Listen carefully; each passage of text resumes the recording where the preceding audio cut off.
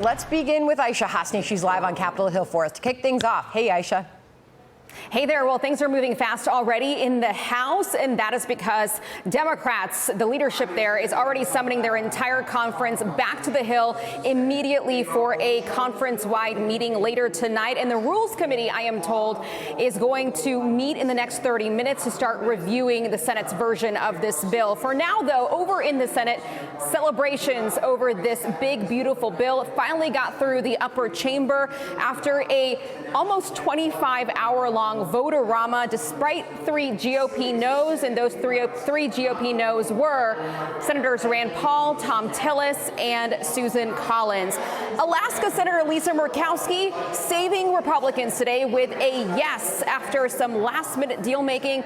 Senate Republicans doubled the funding to rural hospitals from $25 billion to $50 billion, and that is meant to try to offset any issues that would arise from those Medicaid cuts in this bill. Now, Democrats tried to delay by offering up amendments up until the very last moment. And then, listen to this, Leader Schumer raising a point of order, forcing Republicans to strip the bill of its name, the big, beautiful bill, so it won't officially, in legislative text, be called that anymore. House conservatives have big problems with what the Senate just did, though, and that is where we look to now. The Senate was unable to include a provision to remove illegal immigrants from Medicaid, so that's a problem for some conservatives. And the House Freedom Caucus claims that the Senate's bill adds $651 billion to the deficit. The Speaker can only lose 3 Republicans, and he is already facing many, many angry conservatives. This is the Senate wanting to try to save some for their home states, like Senator Murkowski for Alaska, trying to get giveaways to perpetuate the Medicaid money laundering scam in Alaska. It may not be today, it may not be this week, but we're going to deliver on the tax cuts, spending cuts, and the border funding necessary to save this country. And despite that, Sandra, President Trump just said that he believes that this is going to actually pass a lot faster and easier in the House. We shall see. He might actually have to get involved directly. All right. Sandra? Thanks for setting it up for us. Aisha Hasni, live on the Hill. Thank you. John. All right, Sandra, Maryland Republican Congressman Andy Harris is the chairman of the House Freedom Caucus. He also serves on the House Appropriations Committee, and he joins us now. Congressman, good of you to spend some time with us this afternoon. I wanted to read this statement from the House Freedom Caucus on the One Big Beautiful Bill. This was put out yesterday. It said, quote, the House budget framework was clear. No new deficit spending in the One Big Beautiful Bill. The Senate's version adds $651 billion to the deficit, and that's before interest costs, which nearly double the total. That's not fiscal responsibility. It's not what we agreed to.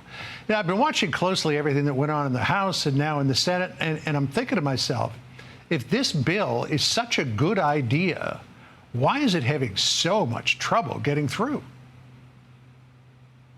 Well, I'll tell you, the last-minute changes in the Senate, like literally the very last amendment, probably added another $100 billion to that deficit by adding in some of the Green New Scam subsidies. The bottom line is this is not ready for prime time. We support the president's agenda. The president's agenda was not to raise the deficit by $750 billion over the next 10 years. The bottom line is now the House is going to have its say. This is not going to sail through the House. We're going to have to negotiate with the Senate one more time, and that's just appropriate. That's the way the legislative process works and the way it should work on a bill of this size. So where are you on the bill that came out of the Senate? Well, you know, the rumor is that we might have a rule vote tomorrow. The rule is basically our motion to proceed. I don't think the votes are there, just like they weren't in the Senate initially until some concessions were made. I believe that the rule vote will not pass tomorrow morning, and then the Speaker's going to have to decide how he gets this back into the Senate framework, but into the House framework, I should say, right. And whether that's by scaling back some of the tax cuts that were added in the Senate, whether it's by going after some of the Green New Scam that the president doesn't like. We'll get there eventually, but I don't think it's going to be in the next couple days. No, but just for clarity purpose, are you a yes or a no on the Senate bill? Oh, I'm a no on the rule, which is the motion to proceed to taking a vote on the Senate bill. Okay, so again, I come back to this idea of this is the president's big signature legislation. This is what he wanted the House and the Senate to do now that you control, the House, the Senate, and the White House. But it passed in the House with a 3-vote margin. 5 Republicans didn't support it. It passed at a tie break in the Senate. I mean, the margins are razor thin here, and yet this is the president's signature legislation. What's going on? Well, that's absolutely right, but that's why it's going to have to be a compromise between the House and the Senate. And right now, it's not. Right now, this is all a Senate bill. Again, $750 billion additional deficit added to our children and grandchildren. This is just not fair. We have to let the legislative process work out, which is now the House and Senate go into a real discussion. Not what happened over the last 24 hours, which is, again, as my colleague Chip Roy said, it's just giveaways to senators to buy their votes, costing, again, hundreds of billions of dollars. We have to do the hard legislative work to get this thing across the finish line. All right, so Elon Musk had some pretty harsh words for the House Freedom Caucus. He said the following. He said, "How could you call yourself the Freedom Caucus if you vote for a debt slavery bill with the biggest debt ceiling increase in history?" What do you say to Mr. Musk? Well, that's exactly why a group of us are not going to vote to advance the bill until we iron out some of the deficit problems with the bills. And look, Mr. Musk is right. We cannot sustain these deficits. He understands finances. He understands debts and deficits.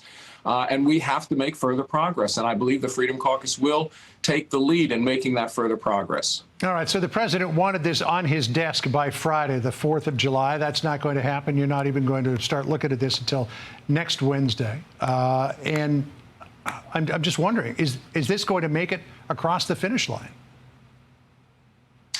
I do believe by next Wednesday we can come to an agreement. The bottom line is we can't do it in the next few days, but I do believe by next week we can come to an agreement. And again, they're going to be last-minute changes, just the way there were in the Senate.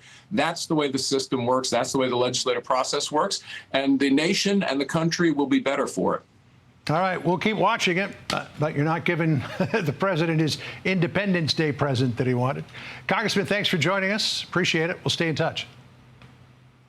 Thank you. Hey, Sean Hannity here. Hey, click here to subscribe to Fox News YouTube page and catch our hottest interviews and most compelling analysis. You will not get it anywhere else.